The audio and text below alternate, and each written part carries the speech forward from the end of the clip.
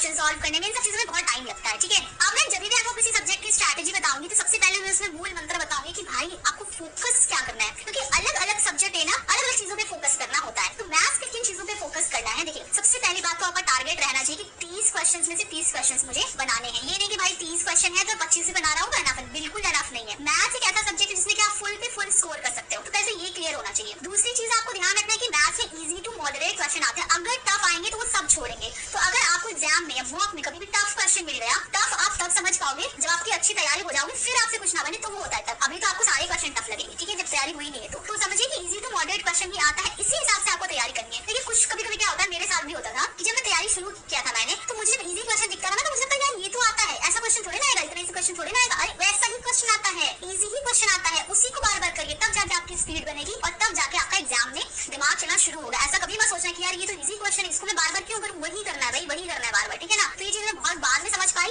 लेकिन अभी से आप दिमाग में रखो, और आपको कोई लग रहा है कि इजी क्वेश्चन तो बार बार करो। आपको अभी ध्यान देना है कंसेप्ट में, मैथ्स में concept is really really important. कभी कभी ऐसा होता है कि आपने एक टाइप का क्वेश्चन रट के चले गए, अब थोड़ा सा ट्विस्ट कभी आपसे नहीं बन रहा है, लेकिन अगर आपका कंसेप्ट क्लियर है ना तो थोड़ा ट्विस्ट भी करे तो आपसे बन जाएगा। इसलिए कंसेप्ट पे बहुत ज्यादा ध्यान देना। मैथ्स में रटने की क्वेश्चन बिल्कुल कोशिश मत करना कि ये टाइप है तो इस तरह से रट के बनेगा और ये आंसर आ जाएगा, ऐसे नहीं करना। जब भी आपको कोई टीचर पढ़ाता है, चैप्टर शुरू करता है, तो वो आपको किसी भी क्वेश्चन के टाइप का कंसेप्ट बताता है, तो उसको आपको बहुत ध्यान से समझना है। उसके बाद दूसरी चीज आपको ध्यान देना है कैलकुलेशन के ऊपर मैथ्स में। ये नहीं कि भाई क्वेश्चन तो आ गया, कैलकुलेशन तो बैठ के कर लेंगे, या फिर जब आप मॉक टेस्ट के लिए लेकर बैठो कैलकुलेटर लेकर के बैठ गए, ये सब गलती नहीं करना है। जब भी आपको कोई टीचर किसी चैप्टर में बता रहा है तो वो कैलकुलेशन में जरूर करेगा, तो आप ऑब्जर्व करो कि भाई वो कैसे कैलकुलेशन कर रहा है, क्योंकि अगर कोई अच्छा टीचर है ना तो वो ट्रेडिशनल मेथड से कभी भी कैलकुलेशन नहीं करेगा, वो आपको ऑप्शन एलिमिनेट करके दिखाएगा, कुछ ना कुछ स्प्लिट करके दिखाएगा, तो इस तरह से वो कैलकुलेशन करेगा। तो आपको ना वो चीज ग्रैब करनी है, ठीक है ना। डिविजिबिलिटी रूल लगाएगा, मल्टीप्लिकेशन का कुछ रूल लगाएगा, ठीक है, बहुत सारी चीजें लगाएगा, तो वो सारी चीजें आपको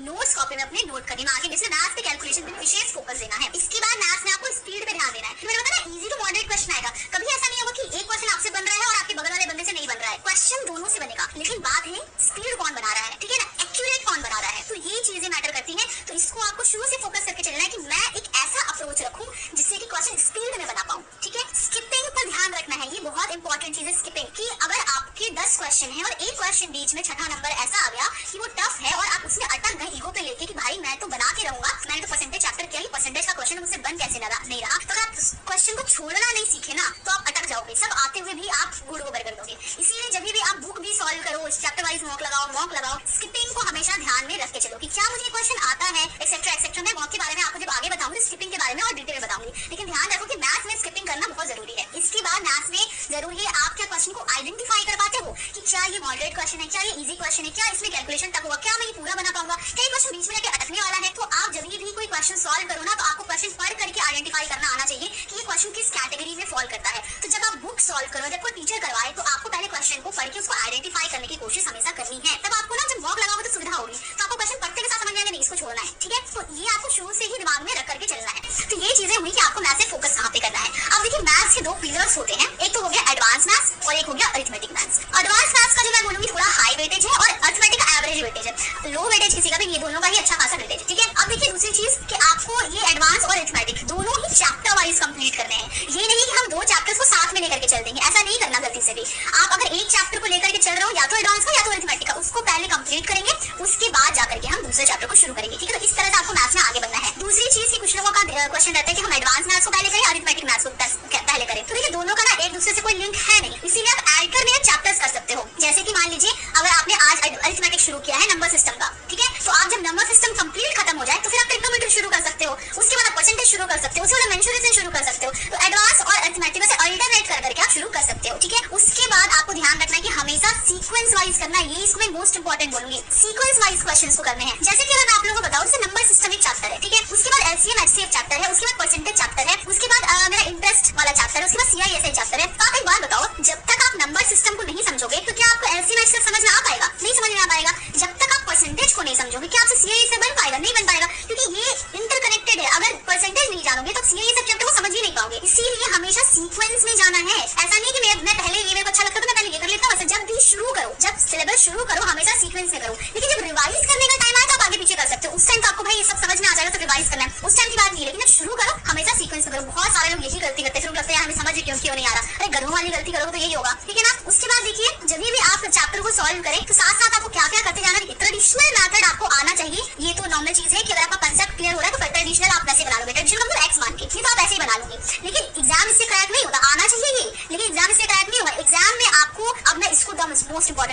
ठीक है। अप्रोच बहुत ज्यादा मैटर करता है। देखिए, अच्छा टीचर चूज करो जो कि लेटेस्ट पैटर्न के हिसाब से लेटेस्ट अप्रोच से पढ़ाता हो, शॉर्टेस्ट में पढ़ाता हो, ताकि आप पीछे ना रह जाओ। कुछ क्वेश्चन होंगे भाई जो 20 सेकंड के होंगे और आपको सिर्फ अप्रोच सही नहीं पता होने के लिए आप 1-1 मिनट लगा रहे होंगे और दूसरा बंदा तो 20 सेकंड में करके निकल जाएगा, तो आप तो फेल हो गए, ठीक है ना। तो हमेशा अप्रोच पे बहुत ज्यादा ध्यान दो कि क्या आप जिस मेथड से क्वेश्चन सॉल्व कर रहे हो वो आज के डेट का सबसे बेस्ट मेथड है कि नहीं, ठीक है। इसके साथ ही आपको ना ऑप्शन वाली चीजें जो एक्स्ट्रा ट्रिक्स होती है, जैसे कि अप्रोक्सीमेशन हो गया, ऑप्शन एलिमिनेशन हो गया, या क्वेश्चन को देख के आपको थोड़ा सा आइडिया लगे इस तरह से सॉल्व करना हो गया, तो ये सब भी करना है क्योंकि और भी लोग इस चीज को कर रहे हैं। ये नहीं कि मुझे हर क्वेश्चन को शुरू से एंड तक सॉल्व करना जरूरी है। टीचर जब आपको सॉल्व कराना सिखाएगा तो सॉल्व तो करना ही है, लेकिन उसके साथ साथ आपको ट्रिक्स हैक्स ये सारी चीजें भी बताएगा, तो उनको भी आपको नोट करते हुए चलना है, उनको भी आपको बुक में जब क्वेश्चन करोगे तो प्रैक्टिस करते हुए चलना है। ये नहीं कि यार हम तो बना लेंगे ना, हम तो बना लेंगे, ये सब छोड़ो ना, ये तो नहीं भी होगा तो चलेगा, ये नहीं करना है क्योंकि बाकी बंदे सीख रहे हैं, दिस इज कॉम्पिटिशन, तो आपको भी सीखना जरूरी है, ठीक है। उसके बाद आपको ना टाइप वाइज क्वेश्चंस याद रखने हैं। टाइप वाइज का मतलब है कि आपको याद रखना चाहिए इस टाइप का क्वेश्चन ऐसे बनता है, नहीं तो आप मिक्स हो जाओगे।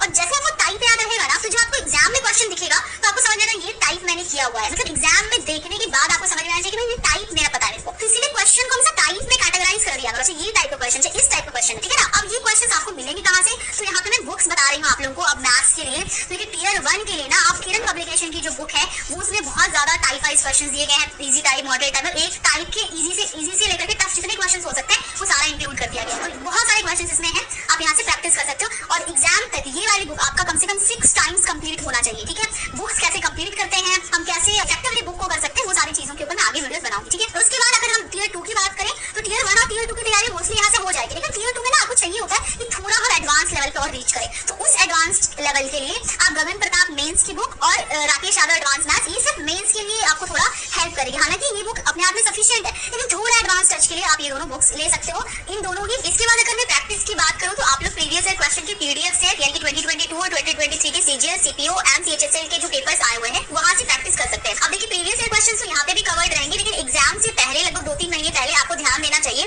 कि आपको मोस्टली प्रीवियस ईयर क्वेश्चन ही प्रैक्टिस करनी चाहिए, क्योंकि सेम टाइप के क्वेश्चन आपको एग्जाम में भी मिलेंगे, तो वहां पर आपका जल्दी दिमाग चलना शुरू होता है, तो वहां पर कुछ ऐसा नहीं लगेगा कि न्यू कर रहे हो। अगर आप प्रीवियस ईयर क्वेश्चन जस्ट पहले लगा के जाओगे तो वहां पर आप बहुत अच्छा परफॉर्म करोगे, ठीक है। इसके बाद देखिए ये तो मैंने आपको बता दिया कि मैथ्स में फोकस आपको कहाँ पे रखना है, क्या चीजें दिमाग में रखकर मैथ्स के लिए आगे तैयारी करनी है। अब मैं आप लोगों को बता रही हूँ कि चैप्टर वाइज आपको कैसे कैसे स्टेप बाय स्टेप आगे बढ़ना है, ताकि आपके जो चैप्टर वो इस तरह से कंप्लीट हो कि आपका रिवीजन भी हो जाए, नोट्स भी बन जाए, बुक भी कंप्लीट हो जाए और एक बहुत ही बेटर वे में सारी चीजें हो। तो आप मेरा ना ये 5 स्टेप्स याद कर लीजिए, video, notes making, simultaneous notes revision, books और सेक्शनल मॉक, ठीक है। ये 5 स्टेप्स है, इन्हीं स्टेप्स को फॉलो करके आपको कोई भी मैथ्स का चैप्टर कंप्लीट करना है। किस तरह से चैप्टर एडवांस अरिथमेटिक करना मैंने आपको बता दिया, ठीक है। अब मैं आपको एग्जांपल से समझाती हूँ। फॉर एग्जांपल आपने 1 सितंबर 2024 से आपने तैयारी शुरू कर दी, हर एक सब्जेक्ट के लिए मैंने यही डेट फिक्स की कि आपने यहाँ से तैयारी शुरू की, ठीक है। अब मैं मान लीजिए एक चैप्टर का एग्जांपल लेती हूँ कि आप नंबर सिस्टम चैप्टर कंप्लीट करते हो। सबसे पहले ना आपको एक कैलकुलेशन बिठाना है कि आपको कितना दिन लगेगा, कि अगर मान लीजिए 12 वीडियोस हैं नंबर सिस्टम के और हर एक वीडियो 2 घंटा का, हो सकता है इससे कम हो आपके पास, तो यानी कि टोटल कितने घंटे की वीडियो है मेरे पास नंबर सिस्टम की, 24 घंटे की, और पर डे आपको कितना पढ़ना है, 3 घंटे करके, यानी कि आपको चैप्टर के सारे वीडियोस कंप्लीट करने में लग जाएंगे 8 दिन। अब इसको देख के घबराना नहीं यार 8 दिन लग गए, क्योंकि इस टाइम पे ना आपका बहुत सारी चीजें प्रिपेयर हो जाएंगी, सिर्फ वीडियोस ही नहीं बल्कि और भी बहुत सारी चीजें मैं डिस्कस करूंगी। तो आपको क्या करना है, ये जो 8 दिन लगेंगे इसमें आपका 3 काम होगा। एक तो वीडियो बनेगी और साथ ही साथ आप जैसे जैसे वीडियो देखते जाओ आपको नोट्स मेकिंग करना है। ये नहीं कि आप मूवीज की तरह उठा करके देख रहे हो, आपको कॉपी पेन लेकर के वीडियो देखना है और बहुत सारी चीजें नोट करना है। क्या नोट करना है वो मैं बताऊंगी, ठीक है।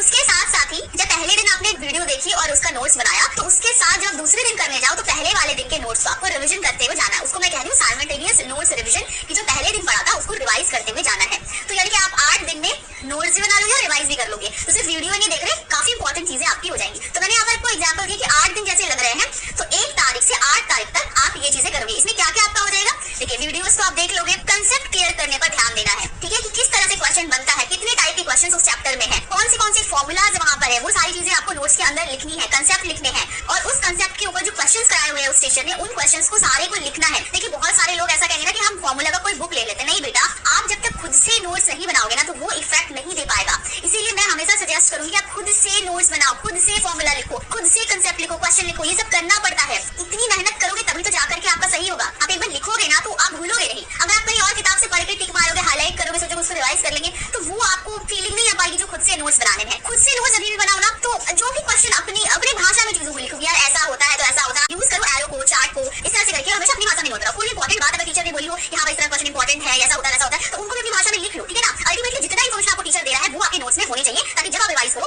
तो वो आपका पूरा का पूरा रिवाइज हो जाए। रिवाइज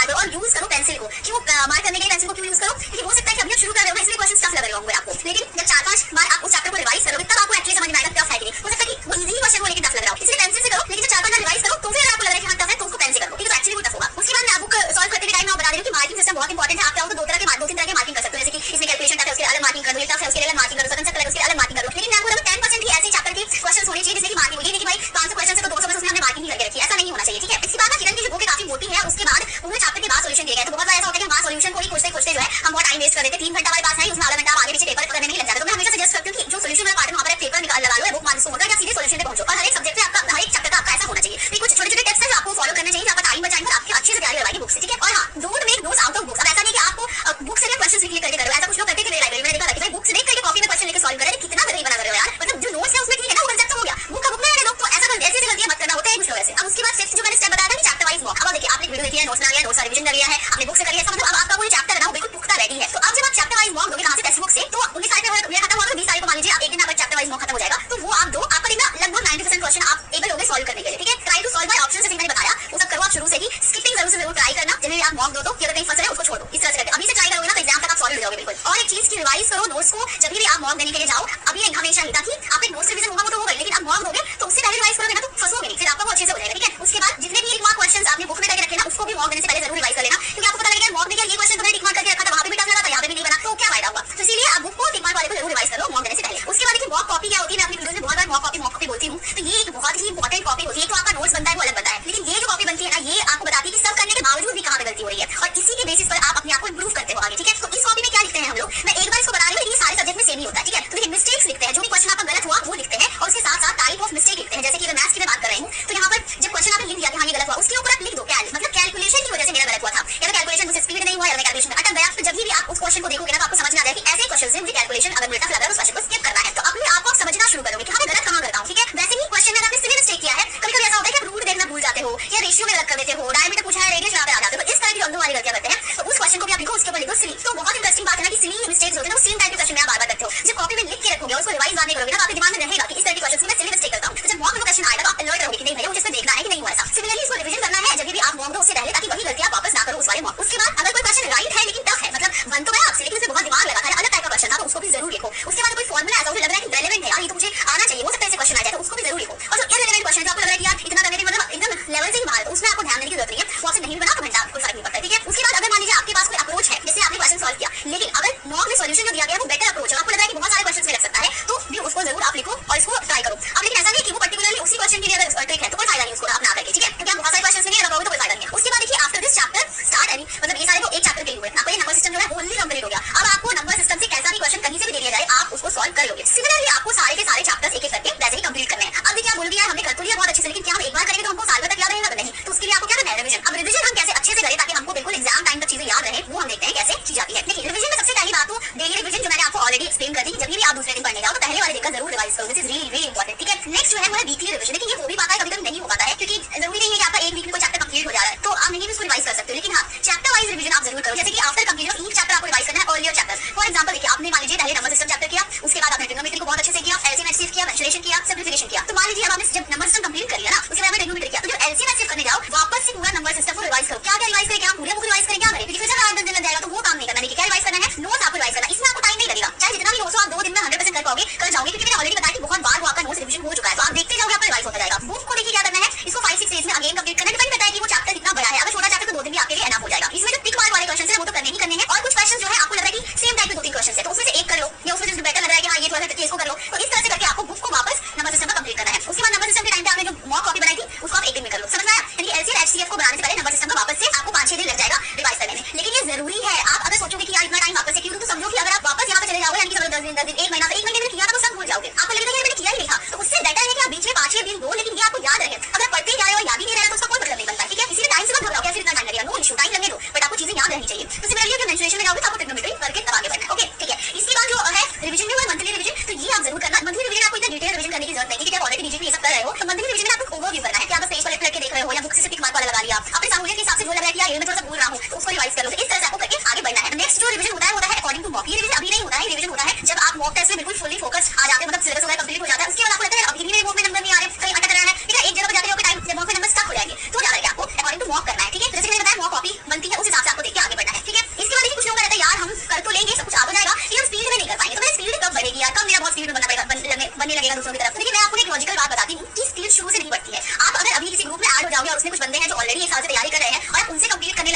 उनकी जैसी स्पीड कैसी नहीं है, तो नहीं होगी, अभी आप सीख रहे हो। तो आप मान लीजिए मैथ्स में 24 चैप्टर्स है और एक चैप्टर में आपको एवरेज 10 दिन लग रहा है, जबकि इसे कम नहीं लगेगा। किसी चैप्टर में तो मान लीजिए आपको 4-5 दिन में हो जाएगा, तो और एवरेज में इतना मान के चल रही हूं तो आपको 240 दिन लगेंगे सारे चैप्टर्स को कंप्लीट करने में, ठीक है ना। कंप्लीट करने का मतलब बिल्कुल अच्छे से नोट्स के साथ मतलब बढ़िया से। तो इसको अगर 30 से डिवाइड करूं तो 8 महीने तो आपको सिर्फ और सिर्फ सिलेबस कंप्लीट करने में लगेंगे। तो इस टाइम पे ना आपका फोकस ज्यादा स्पीड पे नहीं होना चाहिए, आपका फोकस इस टाइम पे होना चाहिए कंसेप्ट क्लियर करने में, कि भैया क्वेश्चन मुझे आना चाहिए, कैसा भी मुझे उस चैप्टर से दे दे, बनाने आना चाहिए, मेथड आना चाहिए मुझे, बेस्ट मेथड। तो ये सब जब आएगा ना तो स्पीड बढ़ाना कोई बड़ी बात नहीं, स्पीड बढ़ती है प्रैक्टिस से। अब रबर जितनी बार करते जाओगे उतना आपका स्पीड बढ़ता जाएगा, ठीक है। तो स्पीड बढ़ती है ना वो लास्ट की 4 महीने बढ़ती है, उससे आपको सिर्फ रिवीजन करना होता है, उसके बाद आपका कंसेप्ट क्लियर रहता है। फिर वैसे क्वेश्चन रिवीजन लगाते हो, मॉक टेस्ट फुल वाला देते हो अच्छे से, अब ये लगे रिवाइज करते जाओ, क्वेश्चन लगाते हो तो अपने आप आपकी स्पीड बढ़ जाती है, ठीक है। मतलब एक लेवल तो स्पीड आपकी बढ़ी रहेगी, बट जो एग्जाम लेवल का होता है धड़ाक से क्वेश्चन बनी, वो चीज आपकी लास्ट में बढ़ती है ज्यादा। इसलिए पहले से नहीं घबराना कि यार स्पीड नहीं बढ़ रही है, दूसरों की तरह नहीं हो पा रहा है, दूसरे हिसाब से तैयारी कर रहे हैं, ये देखो, ठीक है। इस चीज के लिए आपको निश्चिंत रहना है। आई होप मेरे मैथ्स आप लोगों को बहुत ही अच्छे से क्लियर कर दिया है। अब मैं आपको इंग्लिश के बारे में बताऊंगी पूरे अच्छे से, तो वही बताऊंगी पहले फोकस किन चीजों पे करना है, कैसे तैयारी करनी है, क्या बुक्स फॉलो करना है, सारी चीजें बता। तो पहली बात तो इंग्लिश सबसे ज्यादा वेटेज वाला सब्जेक्ट है मेंस में, इसके 135 मार्क्स से आ रहे हैं जरूरी, तो आप 3 घंटे इसको भी दे सकते हो, तो 3 घंटे आप इसको भी दो, ठीक है। अब मैं बात कर लेती हूँ कि इंग्लिश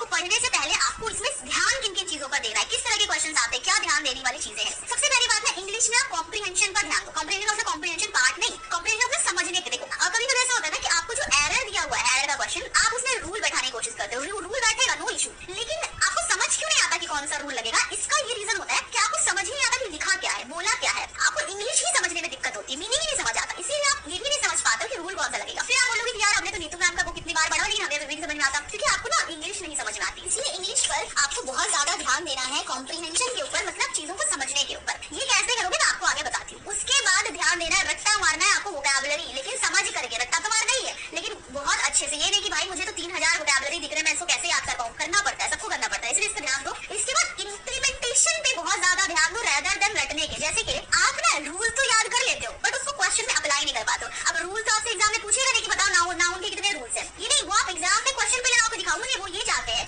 तो इसीलिए ना बहुत कोई ना रूल रटते रहते हैं, ये काम नहीं करना, ज्यादा से ज्यादा क्वेश्चन लगाने पे ध्यान देना है। रूल से एक बार पढ़ लिया, 2-4 बार रिवाइज कर लिया, ठीक है। अब ज्यादा से ज्यादा ध्यान दो क्वेश्चन को सॉल्व करने में, ठीक है। उसके बाद स्पीड रीडिंग पर ध्यान दो। कुछ ऐसे लोग होते हैं जो ग्रामर वाला पार्ट अच्छे से कर लेंगे, वोकैबुलरी वाला पार्ट अच्छे से कर लेंगे, जब कॉम्प्रीहेंशन यानी कि रीडिंग कॉम्प्रीहेंशन होता है ना, धीरे धीरे करके पढ़ेंगे, उस चक्कर में उनका होता नहीं है। इसीलिए रीडिंग पर ध्यान दो कि आप स्पीड रीडिंग करके उसको समझ सक रहे हो कि नहीं, ठीक है। जैसे कि मैंने मैथ्स में बताया कि स्किपिंग पर ध्यान देना है, तो इंग्लिश का जो मॉक का वे होता है वो बहुत अलग होता है और बहुत ही सीक्रेट है मेरा, जो मैंने इस वाली वीडियो में रिवील किया। अगर इस तरह से इंग्लिश को लगाओगे ना, मतलब समझ लो कि बहुत आगे आप चले जाओगे। इसमें मैंने अलग ही तरह से स्किपिंग बताई कि कैसे इंग्लिश में स्किपिंग की जाती है, ठीक है। उसके बाद don't involve in too much trap, जिसको बोलते हैं हम लोग न्यूज़पेपर रीडिंग करो, बहुत सुना होगा, कोई जरूरत नहीं है यार। मतलब एसएससी उस लेवल का एग्जाम ही नहीं है जहाँ पर आपको न्यूज़पेपर की जरूरत पड़े, ना तो करंट अफेयर्स के लिए, ठीक है। तो ये ट्रैप में मत पढ़ो आप। उसके बाद बहुत सारे बुक्स हर एक चीज के लिए लेना, कि जैसे हमने भाई पैसेज सॉल्व करने के लिए अलग बुक ले रखा है, क्लोस्टर सॉल्व करने के लिए अलग बुक रखा है, इसकी जरूरत नहीं है, ये आपको बेवकूफ बनाया जा रहा है, ठीक है।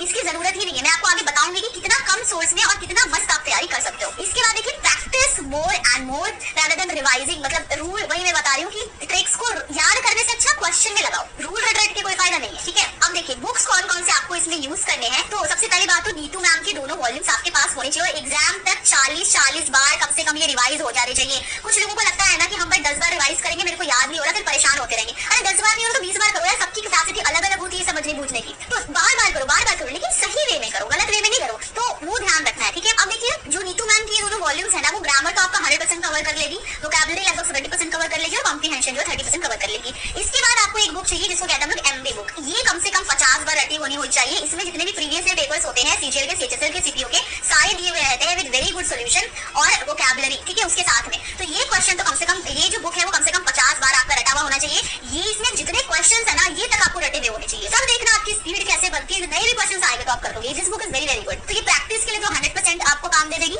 वोकैबुलरी आपका 80% यहाँ से कवर हो जाएगा, क्योंकि इसके स्टार्टिंग में भी बहुत सारी वोकैबुलरी दी गई है और इसके हर एक सेट के एंड में भी बहुत सारी वोकैबुलरी दी गई, आपको वोकैबुलरी रीच हो जाएगा काफी अच्छा, ठीक है। इसके बाद कॉम्प्रीहेंशन भी इससे 100% कवर हो जाएगा। कैसे? तो इसमें जो प्रीवियस ईयर क्वेश्चंस दिए गए हैं ना, उसमें जो कॉम्प्रीहेंशन दिया गया है, पीक्यूआरएस दिया गया है, क्लोज टेस्ट दिया गया है, आपको वहीं से प्रैक्टिस करना है, क्योंकि ये सारी चीजें ना प्रीवियस ईयर बेस्ड ही आती है। आपको अलग से हजार क्वेश्चंस प्रैक्टिस करने की जरूरत नहीं है, इतने से ही करोगे तो आपका अच्छे से काम हो जाएगा। इसके बाद देखिए वोकैबुलरी इतना करने के बावजूद भी ना कुछ लोगों को लगता है कि यार कुछ तो छूट रहा है, तो उसके लिए वोकैबुलरी की एक एक्स्ट्रा बुक ले सकते हो, ब्लैक बुक या एसएससी में से कोई एक लेना। बट एसएससी मैंने कुछ पर्सनली ट्राई किया, मैंने ब्लैक बुक नहीं पढ़ा हुआ है। ये इसमें कहना है कि सिर्फ ग्रामर वाला पार्ट बहुत ही बेकार दिया है, लेकिन वोकैबुलरी वाला पार्ट इसमें अच्छा है, तो आप उसको यहाँ से देख सकते हो कि थोड़ी सी एडवांस वोकैबुलरी आपको मिल जाएगी। तो वोकैबुलरी आपका 100% कवर हो जाएगा। इस बुक को कितनी बार रिवाइज करो? 50 बार आपका एग्जाम तक रिवाइज हो जाना चाहिए। इसके बाद अगर प्रैक्टिस की बात करूँ, प्रीवियस ईयर क्वेश्चंस ऑब्वियसली जो मैंने बताया 2021 से 2023 तक मैथ्स के लिए मैंने बताया था, तो ये आपका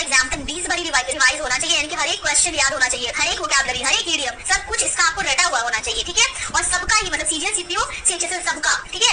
इस मतलब आपको कंप्लीटली प्रीवियस बेस्ड तैयारी करनी है। तो ये तो हो गया आपका रिसोर्सेज क्या यूज करने हैं, ठीक है। इसके बाद देखिए रिसोर्सेज के बाद मैं आती हूँ कि इंग्लिश को आपको समझना पड़ेगा कि इसमें क्या क्या कंटेंट होता है। तो इसके 3 पिलर्स होते हैं, जैसे कि मैथ्स में एडवांस अरिथमेटिक बताता, तो वैसे इस इंग्लिश में 3 पिलर्स कौन कौन से होते हैं, वो होता है कॉम्प्रिहेंशन, वोकैबुलरी और ग्रामर। इसको आपको ना साथ साथ करना है पर डे। ये नहीं कि पहले मैं कॉम्प्रिहेंशन पूरा कंप्लीट करूंगा, फिर वोकैबुलरी करूंगा, फिर मैं ग्रामर करूंगा, ऐसे नहीं होता है। आपको पर डे कुछ कुछ पार्ट तीनों का ही करना है। अब देखिए कॉम्प्रिहेंशन में क्या पार्ट आता है, तो रीडिंग कॉम्प्रिहेंशन, पीक्यूआरएस यानी कि सेंटेंस अरेंजमेंट, क्लोज टेस्ट। उसके बाद वोकैबुलरी में one word substitution, spelling, confusing words, एंटोसिनो, इडियम्स, ग्रामर में error, improvement, fill in the blanks, ये सारी चीजें आपकी कवर हो जाती है 3 पिलर्स के अंडर में। तो तीनों के लिए ना अलग अलग स्ट्रैटेजी पढ़ने का तरीका होता है। कॉम्प्रिहेंशन को वोकैबुलरी की तरह नहीं पढ़ा जा सकता। तो अब मैं आप लोगों को तीनों के लिए अलग अलग तरीका बताऊंगी कि किस तरह से आप इसको बेस्ट वे में रेडी कर सकते हो। देखिए सबसे पहले मैं आप लोगों को ग्रामर के बारे में बताऊंगी कि ग्रामर को आपको कैसे करना है। तो ग्रामर को आपको जाना है चैप्टर वाइज, ठीक है। चैप्टर टू चैप्टर आपको तैयार करना है। और जैसे कि मैंने पहले बताया कि आपको इंप्लीमेंटेशन ओरिएंटेड स्टडी करनी है, यानी कि रूल राइटर क्वेश्चन पे लगाने पे ध्यान देना है, ठीक है। अब जैसे कुछ लोग क्या करते हैं ना,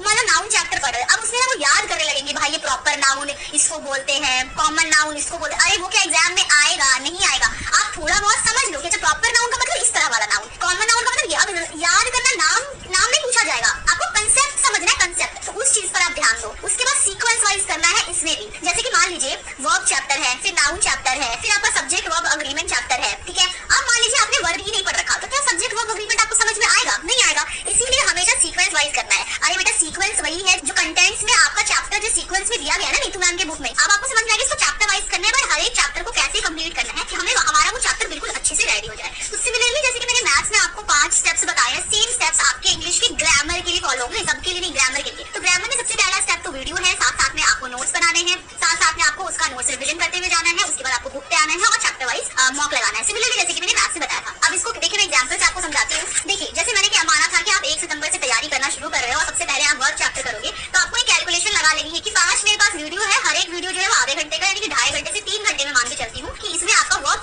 चैप्टर क्या वीडियो कंप्लीट कर लोगे, ठीक है। तो वीडियो तो कंप्लीट कर ही लोगे, लेकिन वीडियो देखते देखते आपको नोट्स भी बनाना है। अब नोट्स में ये नहीं है कि आप रूल्स रेगुलेशन लिखने लग जा रहे हो, क्योंकि नीतू मैम की जो बुक है ना वो अपने आप में एक नोट्स का काम करती है, काफी कंसाइज में वहाँ पे चीजें लिखी हुई है। तो आपको नोट्स में आपको रूल्स नहीं लिखने, उसमें आपको क्वेश्चंस लिखने हैं, कोई अगर ट्रिक बताया जाए तो वो लिखना, मैं आपको आगे बताती हूँ, ठीक है। उसके साथ ही साथ आपको नोट्स रिविजन करते हुए जाना। जैसे कि मैंने आपको बताया कि 2 दिन आपको लग जाएंगे, जैसे 3 घंटे आप ले रहे हो ना, तो 2 दिन आपको ग्रामर के, आपके साथ साथ में तो कॉम्प्रिहेंशन और वोकैबुलरी भी करना है। तो मान के चलो 3 घंटे की जो वीडियो आपको कंप्लीट करने में 2 दिन लग जाएंगे। तो जब 2 दिन में इसकी वीडियो कंप्लीट कर रहे हो तो उसमें क्या क्या कंप्लीट हो जाएगा, तो वर्ब चैप्टर का कंसेप्ट आपका कंप्लीट हो जाएगा। डोंट राइट रूल्स, जैसे कि मैंने बता दिया, राइट इंपॉर्टेंट ट्रिक्स और क्वेश्चन जो टीचर करवा रहे हैं, और रिवाइज नोट्स डेली। जैसे कि अगर आपने 1 तारीख को वीडियो देख करके नोट्स बनाया, तो जब 2 तारीख को जाओ तो पहले वाला रिवाइज करो, जैसे मैंने मैथ्स में बताया। अब आपको 2 तारीख में ये वर्ब चैप्टर कंप्लीट हो गया, उसके बाद आप आ रहे हो बुक्स में। तो बुक्स आपका लगभग 2 दिन ले लेगा कंप्लीट होने में। तो 3 और 4 तारीख को आप करोगे बुक। इसमें क्या करोगे कि मेमोराइज रूल, एक तो आपका कंसेप्ट क्लियर हो गया, आपने पहले देख लिया। अब आपको ना रूल याद करने में दिक्कत नहीं होगी, आपको समझ में आ जाएगा। क्योंकि उसके बाद जो एग्जाम्पल दिए गए उसको प्रैक्टिस करिए, उसको बनाने की कोशिश करिए पहले खुद से। जो क्वेश्चंस पीछे दिए जाते हैं हर एक चैप्टर के नीतू मैम की बुक में, उसको कंप्लीट करिए। उसके बाद जैसे कि मैंने मैथ्स बताया था, सिमिलरली आपको यहाँ पर बुक्स में टफ जो क्वेश्चंस हैं या कोई अलग रूल है जो टीचर ने नहीं पढ़ाया वो आपका दिया हुआ है बुक में,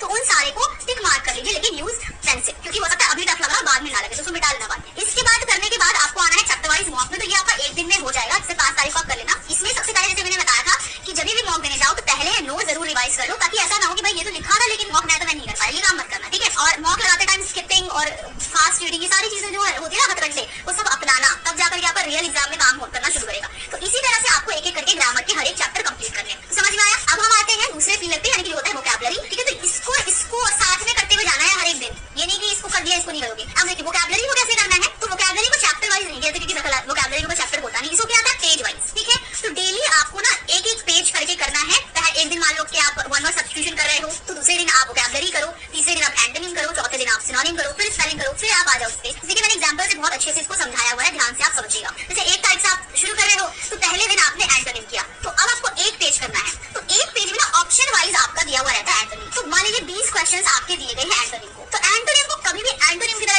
याद नहीं करना है, उसको आपको करना है वोकैबुलरी की तरह, यानी कि वर्ड मीनिंग याद करने का ध्यान देना है। तो एक क्वेश्चन पे एक क्वेश्चन हो गया, उसके 4 ऑप्शन हो गए, तो टोटल मिलाकर के आपके पास वर्ड कितने आए जिसकी मीनिंग आपको पता लगी, 5, ठीक है। तो 20 क्वेश्चन और एक क्वेश्चन में 5 वर्ड्स जिसके आपको मीनिंग याद करने हैं। तो टोटल हर एक दिन आप 70 से लेकर के 100 क्वेश्चंस इतने आप याद कर लोगे, ठीक है। तो ये आपको याद रखना है। दूसरे दिन आपको 2 तारीख को सिनोनिम के साथ सिमिलर करना है कि सिनोनिम का जो है वो 5 ऑप्शन होंगे, 5 का कर लेना है, ठीक है। उसके बाद तीसरे दिन आप OWS को, ये ऑप्शन में नहीं होता है, तो इसको क्या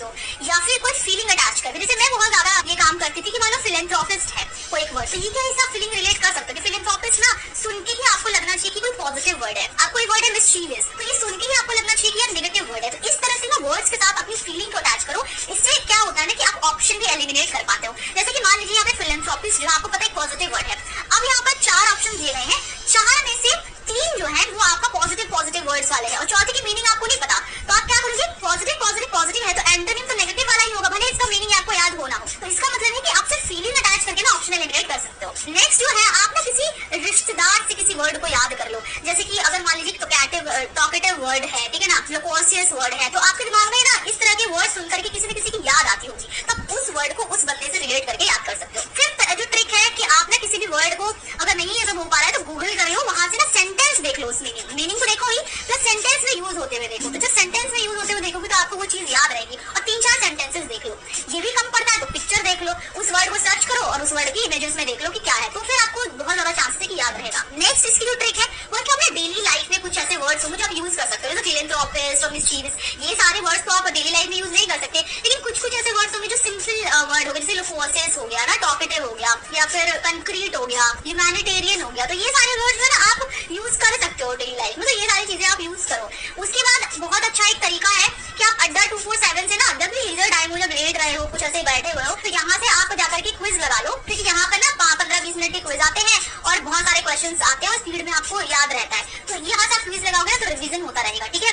उसके बाद अगर इतना करने के बावजूद भी कुछ ऐसे वर्ड्स बचते हैं जो नहीं याद हो पा रहे बिल्कुल, तो उनको रट्टा मार लो, जैसा है वैसे के साथ। अब देखिए इंग्लिश में बचता है हमारा कॉम्प्रिहेंशन पार्ट, तो इसको बहुत ही ध्यान से सुनना कि इसको कैसे आपको रेडी करना होता है। सबसे पहले तो क्या चीजों पे फोकस करना है, तो कॉम्प्रिहेंशन में ना आपको अंडरस्टैंडिंग पर ध्यान देना है। कुछ लोग करते क्या कि पैसेज पढ़ेंगे, समझ कुछ आ नहीं रहा, क्वेश्चन पढ़ के उस लाइन को खाली खोजने लग जाएंगे कि यार कहाँ पे है, लेकिन आजकल एग्जामिनर स्मार्ट हो गए हैं, वो डायरेक्ट क्वेश्चंस नहीं देते, वो तभी आपको क्वेश्चन को सॉल्व कर पाओगे जब आपको पैसेज समझ में आ रहा हो, ठीक है। तो इसीलिए अंडरस्टैंडिंग में बहुत ज्यादा ध्यान दो, ये तब होगी ना जब आपकी बेसिक्स अच्छे होंगे, मतलब आपको ग्रामर अच्छा होगा, जब आपको पता होगा कि हाँ भाई नाउन क्या होता है, प्रोनाउन क्या होता है, एडजेक्टिव क्या होता है, कंजंक्शन क्या होता है, कब कहाँ क्या चीज लगा हुआ है तो क्या मीनिंग निकलता है, वोकैबुलरी अच्छी होगी। तो कॉम्प्रिहेंशन क्या होता है ना कि जिस्ट होता है, मतलब सब कुछ अच्छा होगा तो आपको कॉम्प्रिहेंशन अच्छा होगा, ठीक है। तो इसे अंडरस्टैंडिंग में ध्यान दो। उसके बाद प्रैक्टिस करो ग्रामर फ्रॉम हियर ऑल्सो, मतलब जैसे मान लीजिए आपको कॉम्प्रिहेंशन में एक पैसेज दिया गया है, तो अब यहाँ पर जब इसको पढ़ो ना तो ग्रामर को भी यहाँ से देखो, अच्छा किसके साथ इज लगा हुआ है, किसके साथ आर लगा हुआ है, किसके साथ कौन सा कंजंक्शन लगा हुआ है, सब्जेक्ट वर्ब अग्रीमेंट सही है कि नहीं, ताकि आपका ग्रामर भी प्रैक्टिस हो रहा है, कॉम्प्रिहेंशन भी प्रैक्टिस हो रहा है, क्लोज टेस्ट भी प्रैक्टिस हो रहा है वहां से, ठीक है। न्यूज़पेपर को तो आपको मत पढ़ना बिल्कुल इसको भी, ठीक है। तो देखिए आपने कॉम्प्रिहेंशन में 3 इसके मेन पार्ट है, आरसी, 3 जो पार्ट है इसके आरसी, पीक्यूआरएस और क्लोज टेस्ट, इसको हमेशा ट्रिक से सॉल्व किया करो। लेकिन मेरे साथ क्या होता है ना, मुझे पता ही नहीं था कि ट्रिक्स होती भी है, मुझे लगता था कि यार इसको पढ़ना होता होगा, और जैसे होता होगा, जैसे मान लीजिए कि पीक्यूआर सेंटेंस में 4 सेंटेंसेस देखे, मैं यार पढ़ती थी, उसके बाद फिर ऑप्शन के हिसाब से ना इसको लगाने की कोशिश करती थी, अरे यार ये इतनी जल्दी होता है ना पीक्यूआरएस, एक क्वेश्चन 10 सेकंड में हो जाता है, ठीक है। वैसे आरसी का कुछ ट्रिक होता है जैसे कि बहुत इजीली हो जाता है, वैसे क्लोज टेस्ट का तो बहुत अच्छा होता है, बहुत सारे ट्रिक्स होते हैं। तो ये सब पहले जानो और ट्रिक्स जब अच्छे से समझ में आ जाए, ट्रिक्स आपको बार-बार रिवाइज नहीं करने, वो एक बार आपको आ जाए उसके बाद आप क्वेश्चंस पे अप्लाई करो उसको बहुत ज्यादा, और सिर्फ क्वेश्चन लगाओ ताकि ये आपका स्ट्रांग हो जाए, ठीक है। अब देखिए इसको आप कैसे करोगे, यहाँ पर मैंने आपको कुछ स्टेप्स बताए थे, तो वीडियोस देखो ट्रिक्स के लिए, ठीक है। बार-बार आपको वीडियोस नहीं देखने, ट्रिक्स देखो, उसके नोट्स बना लो एक बार में, ठीक है। उसके बाद नोट्स को रिवाइज करो, उसके बाद आप बुक से करो, नीतू मैम की बुक से, उसको चैप्टर वाइज नोट करो, उसके बाद डेली प्रैक्टिस करो, इसको डेली बेसिस पे प्रैक्टिस करो, देखना बहुत अच्छी आपकी कॉम्प्रिहेंशन का पार्ट हो जाएगा। अब मैं आपको एग्जांपल से समझाती हूँ, जैसे कि मान लीजिए 1 तारीख से आपने तैयारी शुरू करी थी, अब आरसी की आज मान लो आपने आरसी की वीडियो देखी, तो इसमें क्या क्या देखोगे, पहले ट्रिक्स सीखोगे और नोट्स बना लोगे। तो जितने भी ट्रिक्स टीचर ने बताया, मेरी वीडियो में मैंने बताया है, उसको लिख लो अच्छे से, ठीक है, और उसको रिवाइज कर लो ताकि आप क्वेश्चन में लगा सको। 2 तारीख को आप क्या करोगे, इसको अप्लाई करोगे, जितना भी ट्रिक आपने सीखा है इसको कम से कम 20 क्वेश्चन से अप्लाई करोगे, तब आपको समझ में आएगा कि भाई ये ट्रिक काम कैसे कर रहा है, ठीक है। उसके बाद जाकर के प्रैक्टिस करो, तभी भी आपको ना कुछ ऐसे प्रॉब्लम्स लगेंगे कि भाई ये तो अभी भी नहीं हो रहा है, तो उनको लिखो, फिर उनके ऊपर ध्यान दो, तो फिर ये ना 10% ही होगा, ऐसा होगा कि कुछ ऐसे प्रॉब्लम निकल के आएगा, फिर उस पर ध्यान दो कि ये कैसे होगा। तो इन्हीं सब चीजों के लिए ग्रुप होता है जहाँ पर आप पोस्ट करोगे तो आपको चीजें बताएंगे, ठीक है। अब 3 तारीख को आप क्या करोगे, आरसी हो गया, अब उसके बाद आप पीक्यूआरएस करो, सिमिलरली आपको ट्रिक देखने हैं, उसका नोट्स बनाना है, रिवाइज करना है, फिर दूसरे वाले दिन इसमें जितने ट्रिक सीखे उसको अप्लाई करो। 5 तारीख को आपको क्लोज टेस्ट का पूरा ट्रिक देखना है, नोट्स बनाना है, और 6 तारीख को आपको इसको कम से कम 20 क्वेश्चंस में करना है। तो आपके ऊपर ट्रिक सीख ले, अब आपको वापस ट्रिक की वीडियो देखने की जरूरत नहीं है, अब आप चाहो तो नोट्स रिवाइज करो, लेकिन क्वेश्चन में बार-बार इसको लगाओ। तो इतना करने के बाद आप क्या करना कि 2 क्लोज टेस्ट डेली करना, 1 आरसी डेली करना और 5 पीक्यूआरएस डेली करना। तो इससे होगा क्या कि आपका एग्जाम में इतना सॉलिड हो जाएगा ना कि मतलब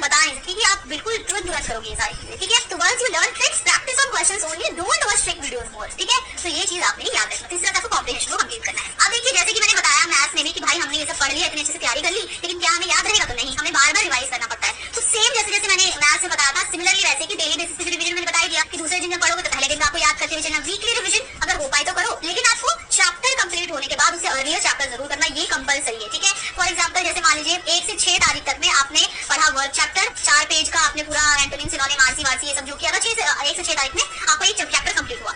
उसके बाद आप गए 7 से 12 तारीख में आपका नाउन चैप्टर कंप्लीट हुआ। 13 से 17 तारीख में आपका एडवर्ब चैप्टर, और इस चैप्टर के साथ में आपको वोकैबुलरी का कुछ पार्ट और कंप्रेंशन का भी कुछ पार्ट कंप्लीट हुआ है। तो जब आप एडवर्ब करने जाओ तो आप वर्ब चैप्टर को अच्छे से करो, फिर नाउन चैप्टर को अच्छे से करो। तो आगे बढ़ते बढ़ते साथ पीछे वालों को साथ मत छोड़ो, पीछे वालों को साथ में लेकर चलना बहुत जरूरी होता है, तब जाकर के आपका कुछ फायदा होगा। नहीं तो पता लगा कि इतने अच्छे से चैप्टर रेडी किया था, सब खा गए, ठीक है। तो ये काम मत करना। उसके बाद मंथली बेसिस पर रिवीजन ये कंपलसरी है भैया। इसमें क्या करना है, आपको ओवरव्यू की तरह करना है। जब इस बीच तैयारी करोगे तो डिटेल रिवीजन करना है, नोट्स बुक में जो टिक मार्क मारे थे, बुक के रूल सब कुछ करना है। जब मंथली रिवीजन करो तो ओवरव्यू लेना कि अच्छा ये हो गया है, ये आपको हो भी जाएगा बहुत जल्दी, क्योंकि आप ऑलरेडी बहुत बार रिवीजन कर चुके हो, ठीक है। उसके बाद जैसे मैंने मैथ्स बताया अकॉर्डिंग टू मॉक तब होता है जब एग्जाम आपके पास आ जाता है और आपकी सिलेबस कंप्लीट हो गई होती है तब। इसके बाद देखिए बहुत लोगों का रहता है कि हम पढ़ तो लेते हैं लेकिन कब हमारे अच्छे नंबर आएंगे इंग्लिश में, हमारे एरर कम होंगे, एरर बहुत हो जाते हैं, प्योर टेस्ट में हमें ज्यादा क्वेश्चन गलत ही हो जाते हैं। तो देखिए मैंने जैसे बताया था कि अभी ना 5-6 महीने तो आप सिलेबस ही कंप्लीट करोगे, मेमोराइज ही करने में आपका टाइम लगेगा, रूल्स याद करेंगे, अप्लाई करना सीखेंगे, ट्रिक सीखेंगे, क्वेश्चन प्रैक्टिस करेंगे। तो इन चीजों पे अभी आपको ध्यान देना है कि आपको क्वेश्चन आए यार, आए पहले। उसके बाद जो टाइम बचता है ना उसमें आप क्वेश्चन जितना ज्यादा इंग्लिश में लगाओगे, देखिए इंग्लिश में ना ये है जितना ज्यादा क्वेश्चन लगाओगे उतना ज्यादा एरर कम होने लगेंगे। और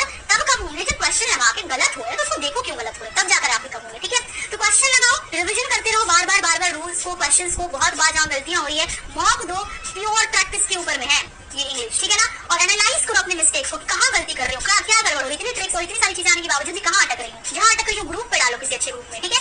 तो अब हम आते हैं सबसे ज्यादा मतलब कॉम्प्लिकेटेड, जिसमें सबको डर लगता है कि अगर नंबर नहीं आते, उस वाले टॉपिक पर जो कि है जीएस जीके। इसमें आपको दिन भर में देना है मान लीजिए 1 से 1.5 घंटे, ठीक है। इतना आप डेली करके करोगे तो इसमें आपका अच्छा हो जाएगा। अब देखिए इसमें क्या है ना कि फोकस किस किस चीजों पर करना है जीके में। देखिए सबसे पहले इंपॉर्टेंट तो सब कुछ नहीं पढ़ना है, ठीक है। जीके जीएस में सब कुछ नहीं पढ़ा जाता है कि यूपीएससी नहीं है, बहुत सारा ज्ञान होना चाहिए।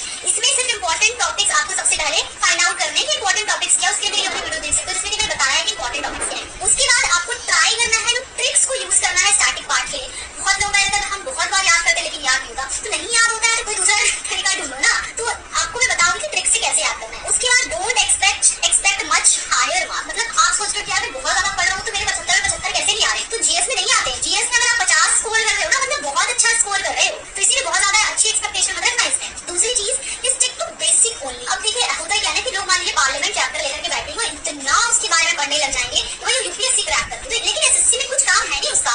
एसएससी बहुत ज्यादा डीप क्वेश्चंस नहीं पूछती है, और इनकेस पूछ रही है तो मैक्सिमम लोग छोड़ रहे होंगे उस चीज को, ठीक है। तो आपको बेसिक पे स्टिक रहना है कि बेसिक चीजें आपको पता होनी चाहिए। बहुत लोग होते हैं ना इतना डीप पढ़ लेते हैं कि बेसिक चीज को खा जाते हैं, तो वो काम नहीं करना है। जैसे एक डायनेस्टी, उसके बेसिक क्या रहती है, डायनेस्टी किसने स्थापित किया, कब बना, युद्ध कब हुआ, किसके बीच हुआ, ठीक है ना। अब ये नहीं कि क्या रीजन था युद्ध होने का, उसके कॉन्सिक्वेंसेस क्या क्या हुए, ये सब चीजें नहीं पढ़ने लग जाना है, समझ आया। उसके बाद डोंट गो टू डीप। और हाँ जीएस में जो सबसे इंपॉर्टेंट पार्ट है जिसपे आपको फोकस करना है वो है करंट अफेयर्स, क्योंकि इसका वेटेज भी बहुत अच्छा होता है। और करंट अफेयर्स एक ऐसा पार्ट इसको 100% अटेम्प्ट भी कर सकते हो, और करंट अफेयर्स की अच्छे से तैयारी करके जैसे कि मैं बताने वाला हूँ, ठीक है। उसके बाद देखिए जीएस के 3 पिलर्स क्या क्या होते हैं। तो होता है सब्जेक्ट, एक तो सब्जेक्ट वाइज इसकी तैयारी होती है, जैसे कि हो गया हिस्ट्री, ज्योग्राफी, पॉलिटी, इकोनॉमिक्स, तो ये हो गया एक पार्ट। दूसरा स्टैटिक पार्ट होता है, क्योंकि चेंज नहीं होता है विश्व की पहली महिला कौन है, इस देश की राजधानी क्या है, इस देश की करेंसी क्या है, इस जगह पे कौन सी भाषा बोली जाती है, तो ये सब जो स्टैटिक पार्ट में आता है जिसको आपको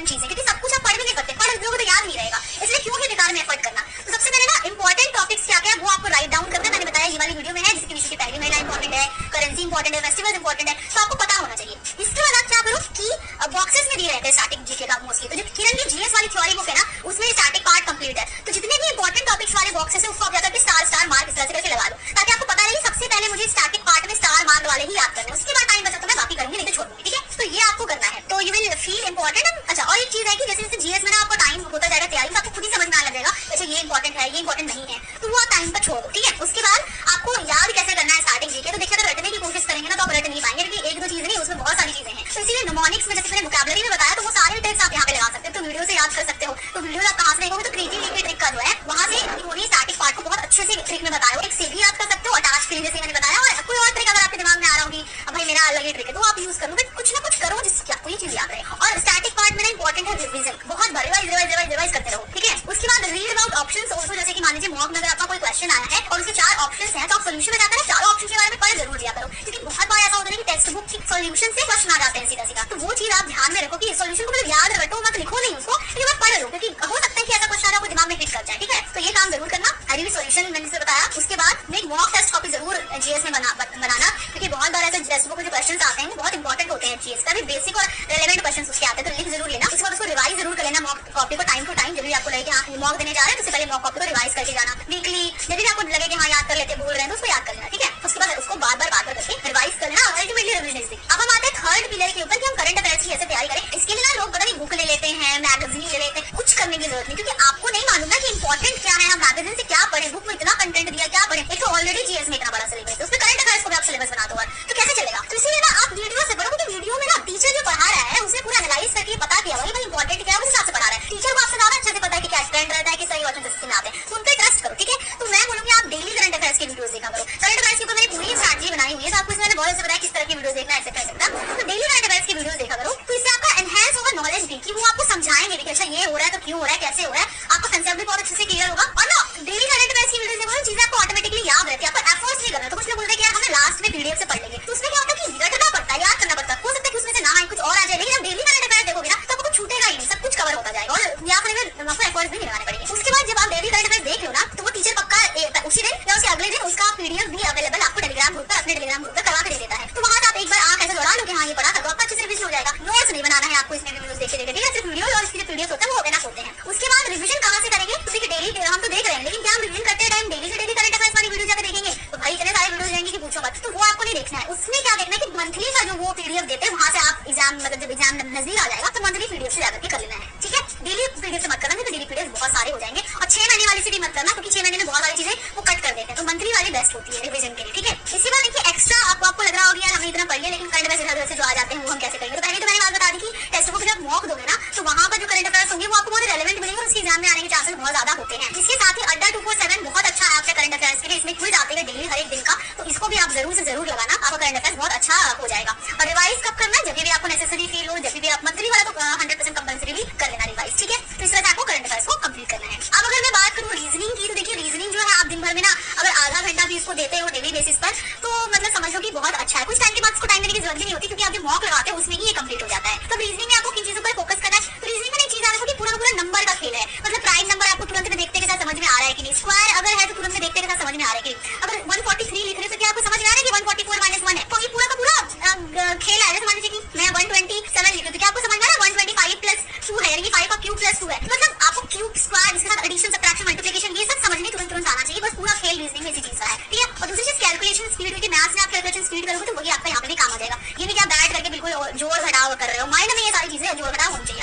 अल्फाबेटिक नंबर्स आपको बहुत अच्छे से याद होने चाहिए। मैंने कुछ लोगों को देखा है ना कि पहले ना एग्जाम में लिखेंगे इस तरह से, 1 होता है, ये 2 होता है, ऐसे नहीं। अगर मैंने एस बोला तो तुरंत में दिमाग में आना चाहिए कि एस कौन सा नंबर है, अगर मैंने ई बोला तो तुरंत में 5 नंबर याद आना चाहिए, ठीक है। डी बोला तो 21 याद आना चाहिए, ये आपको लिखने की जरूरत नहीं होनी चाहिए, ये आप याद रखना, पेन तुरंत में याद आना चाहिए। उसके बाद तब इससे क्या होगा कि अगर कुछ इधर उधर करके भी देगा तो आप तुरंत मैच कर पाओगे, नहीं तो आपको समझ नहीं आएगा, ये वेरी वेरी इंपॉर्टेंट, इसको करना आप। उसके बाद कुछ चैप्टर जो होते हैं ना उसके लिए आपको ट्रिक सीखना कंपलसरी होता है, जैसे कि ट्रायंगल, जैसे मान लीजिए मैं इस तरह से करके आपको बना दूं, मैं पूछूंगी कितने ट्रायंगल्स है, अब कुछ मैं कहना फर्स्ट टाइम मैंने ट्रिक सीखा नहीं था, मैं गिनती थी बैठ करके, मुझे ना सेकंड में पता लगा कि इतनी चीजें मैं इतनी बकरोल तरीके से करती थी, जिसके ट्रिक्स होते थे ना उसको कितना टाइम लग जाती थी। तो इसलिए मैंने आपको स्टार्टिंग में बताया कि अप्रोच, क्वेश्चन का अप्रोच बहुत इंपॉर्टेंट है, तो इसलिए ट्रायंगल वाले क्वेश्चंस पे, कैलेंडर वाले क्वेश्चंस में, सीरीज वाले क्वेश्चंस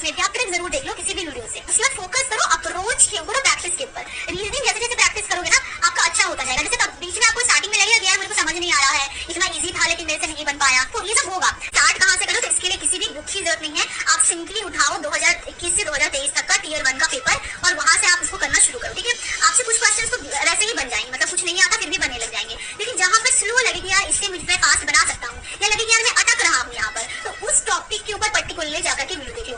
1 से 2 वीडियो देखना, बहुत ज्यादा वीडियो देखने की जरूरत है, और किसी भी टीचर का आप देख सकते हो उस पर्टिकुलर चीज के ऊपर वीडियो। इस तरह से करके आपको रीजनिंग में सारे कंसेप्ट क्लियर करने जहां तक रहे, ठीक है। उसके बाद नोट्स आपको इसमें बनाना है कि नहीं, तो नोट्स बना सकते हो ट्रिक्स का। जैसे मान लीजिए ट्रायंगल में जो ट्रिक बताएंगे कि चाहे इस तरह से करके आता है, इस तरह से कहते हैं, तो उसको आप नोट्स लिखो। इसका बहुत नोट्स नहीं बनता, बहुत आपका रीजनिंग का नोट्स जो है वो 7-8-10 पेज में मैक्सिमम खत्म हो जाएगा। तो उसको आप रिवाइज कर लेना लिखने के बाद, उसके बाद क्वेश्चन में लगाते रहोगे तो अपने आप ही याद हो जाएगा आपको, ठीक है ना। तो ये आप कर लेना। उसके बाद स्पीड और एक्यूरेसी कैसे बढ़े, कुछ लोग बोलेंगे स्पीड ही बढ़ रही रीजनिंग में, तो मैंने बताया प्रैक्टिस ही किए, टाइम के साथ साथ आपका रीजनिंग में दिमाग चलना शुरू होता है। तो आपके बारे में कुछ बता दीजिए कि 40% सिलेबस कंप्लीट होने के बाद ही आपको फुल मॉक शुरू करना है, अदरवाइज आपका मॉक बर्बाद होगा, आएगा कुछ नहीं, डिमोटिवेशन अलग ही आ जाएगा कि यार मेरे को कुछ नहीं आता, तो अभी आता ही नहीं तो फिर क्यों दे रहे हो मॉक। चैप्टर वाइज मॉक मैंने बताया जिस तरह से, ठीक है ना। तो फुल मॉक जो है 40% कंप्लीट हो जाए सिलेबस तब, क्योंकि आप मॉक दो तो सब मतलब बनता, अभी तो मतलब ही नहीं बनता। आप लाइव मॉक जो फ्री वाले होते हैं उसको भले ही दे सकते हो अभी, लेकिन पेड वाले जो टेक्स्ट बुक है वो भी मत देना, ठीक है। शेयर करिए अगर आपके आसपास रिश्तेदार जो भी एसएससी सीजीएल 2025 की तैयारी करने का सोचो, और सब्सक्राइब तो 100% कर लीजिए। अगर आपने इतना देखने के बाद सब्सक्राइब नहीं किया तो आप मैं क्या ही बोलूं फिर। और कमेंट जरूर करिए I will crack SSC CGL 2025, ये मुझे बहुत ज्यादा मोटिवेशन देगा। प्लीज करिएगा, क्योंकि मुझे लगेगा कि यार आप लोगों ने मेरी वीडियो लास्ट तक देखी और मेरी मेहनत जो है वो कामयाब हुई है।